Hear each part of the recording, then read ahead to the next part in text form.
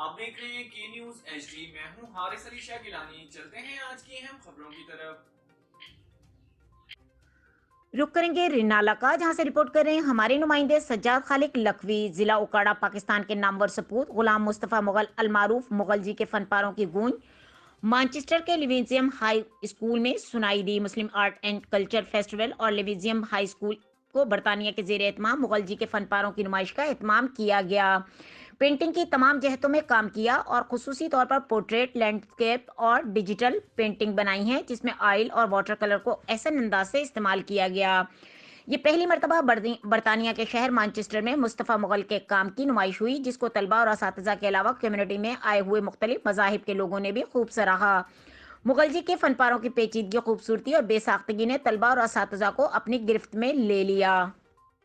مزید خبروں اور اپڈیٹس کے لیے ہمارے ساتھ رہیے گا، تب تک کے لیے اپنا خیال رکھیے گا۔ اللہ حافظ۔